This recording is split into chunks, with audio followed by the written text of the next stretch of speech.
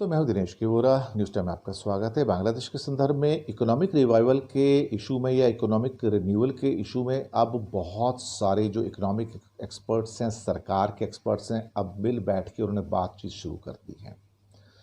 Partial opening जो कि start हो गई थी रमज़ान के शुरू होते ही, करीब करीब 24, 25, 26 के आसपास कई फैक्ट्रीज भी ओपन हुई थी। उसके अंदर चीज़ें थोड़ी थोड़ी रोलिंग स्टार्ट हो गई थी। वहाँ से धीरे धीरे वहाँ से फेज्ड मैनर में कुछ और फैक्ट्रीज भी खुली हैं।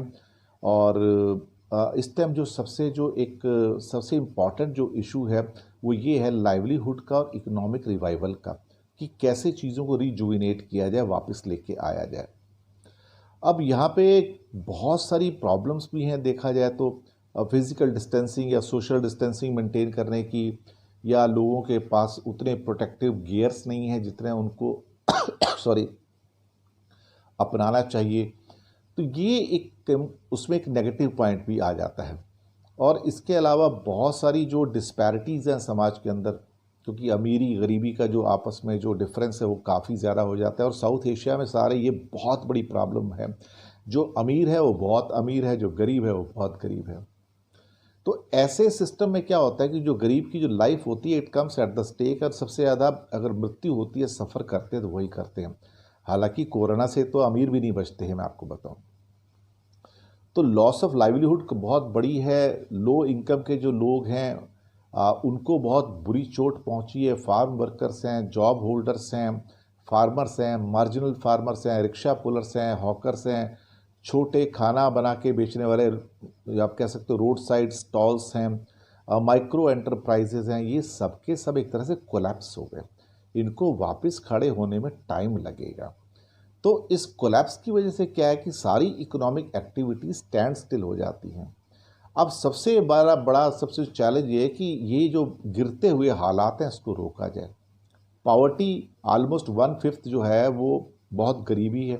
इंडिया के अंदर भी 1/5 से थोड़ी ज़्यादा, बल्कि 1/4 के अलावा बहुत एक्सट्रीम गरीबी है। 2030 तक के सस्टेनेबल डेवलपमेंट गोल्स थे, लेकिन अब 2030 तक तो पूरा हो नहीं पाएगा, थोड़ा और आगे बढ़ेगा 2-4 साल ये। दूसरा, जो पावर्टी है कैसे भी करके उसको कम करना है, जो अभी बिल्कुल गहराती जा रही है, क्योंकि अभी तक 20% पावर्टी थी, तो अब बढ़ के वो 30 से 40% तक हो सकती है। इंडिया में भी ये हो रहा है। इसके अलावा जो रेवेन्यू जनरेशन है, ये सबसे बड़ी समस्या इस टाइम आ रही है। आज इंडिया के अंदर भी यही न्यूज़ थी कि जो 8 लाख करोड़ की बोरिंग्स हैं, जो बांग्लादेश के बजट का ऑलमोस्ट समझो 1.5 गुना से ज़्यादा है, इतनी बोरिंग्स थी। और अब वो बोरिंग्स 1.5 गुना और बढ़ गई हैं, करीब 12.5 लाख करोड़ तक की बोरिंग्स है, तब भी पूरा नहीं पड़ेगा।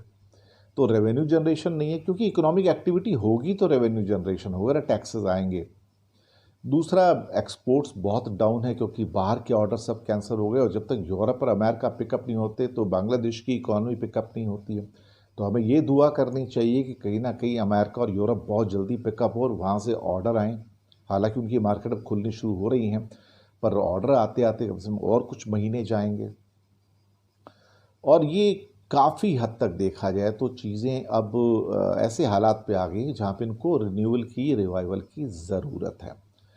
और मैं समझता हूँ कि आने वाले 1 हफ्ते के अंदर बहुत सारे बदलाव आएंगे, चीज़ें ओपन होंगी।